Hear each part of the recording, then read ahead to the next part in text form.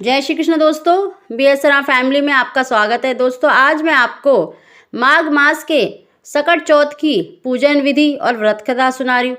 दोस्तों उसे प्रारंभ करने से पहले जो पहली बार मेरी वीडियो को सुन रहे हैं प्लीज़ मेरे चैनल को सब्सक्राइब करें, बगल में बेल आइकन को दबा दें जिससे मेरी आने वाली सभी वीडियो का नोटिफिकेशन सबसे पहले आप तक पहुँच सके।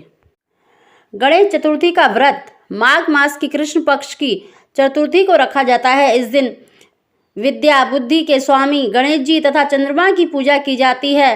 और अब इसकी पूजन सामग्री तिल, इख, अमरूद, गुड़ तथा घी से नैवेद्य से चंद्रमा व गणेश जी का भोग लगाया जाता है। दिन भर निर्जला व्रत रखकर सायंकाल को चंद्रमा को दूध का अर्घ्य देते हैं और गौरीश गणेश की स्थापना कर उनका पूजन किया जाता है।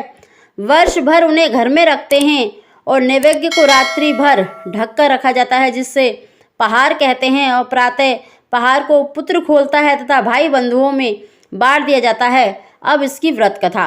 बोलो गजानन भगवान की जय। एक बार भगवान शंकर ने अपने दोनों पुत्रों कार्तिकेय जी तथा गणेश जी से पूछा कि तुम में से कौन सा ऐसा वीर है जो देवताओं की रक्षा कर सके।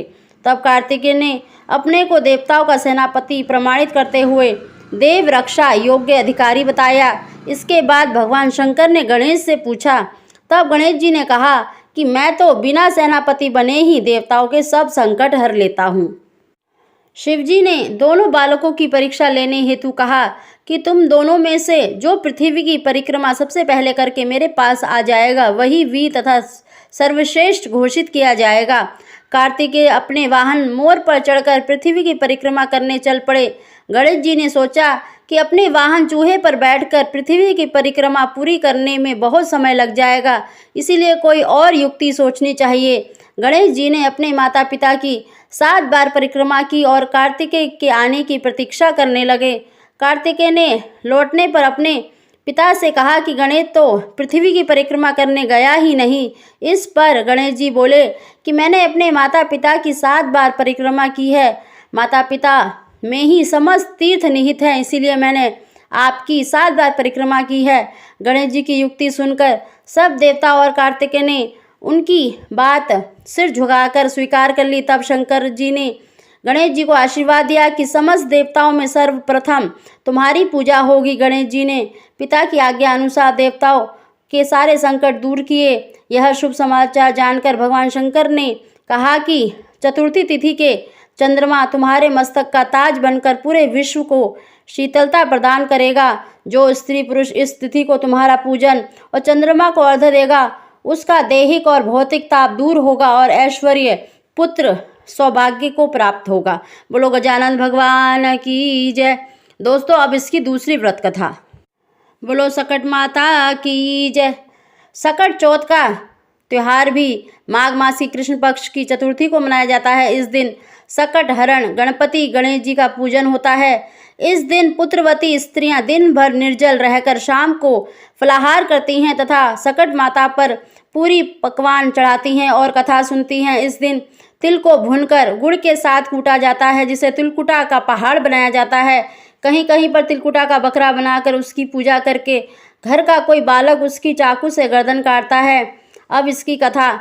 किसी नगर में एक कुम्हार रहता था। एक बार जब उसने बर्तन पकाने के लिए आवा लगाया तो आवा में बर्तन नहीं पके।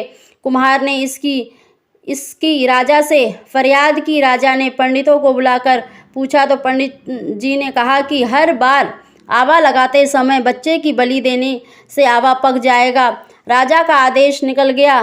बलि आरंभ हो गई। एक बार सकट के दिन एक बुढ़िया के एकमात्र बालक की बारी आई। बुढ़िया ने लड़के को सकट की सुपारी और दुबा का बीड़ा देकर कहा, भगवान का नाम लेकर आवा में बैठ जाना, सकट माता तुम्हारी रक्षा करेगी। बालक भगवान का नाम लेकर आवा में बैठ गया। बुढ़िया सकट माता के सामने बैठकर पूजा करने लगी। पहले तो आवा पकने में कई दिन लग जाते थे परंतु अब की बार एक ही दिन में आवा पक गया था। बुढ़िया का बेटा भी आवा से सुरक्षित निकल आ गया। नगरवासियों ने सकट माता की महिमा की स्वीकार करी और राजा को बताया। राजा ने पूछा कि यह कैसे हो गया। तब बुढ़िया ने बताया कि मैं सकट माता का व्रत करती हूँ, उनका पूजन करती हूँ, उन्हीं की कृपा से मेरे बच्चे की रक्षा हुई है। उसी दिन से राजा ने पूरे नगर में ढिंढोरा पिटवा दिया और सकट माता का पूजन प्रारंभ हो गया। उस दिन से सकट माता की पूजा की जाने लगी और गणेश जी की पूजा होने लगी। सकट की कृपा से अन्य बालक भी जी उठे। बोलो सकट माता की जय, बोलो गजानन भगवान की जय।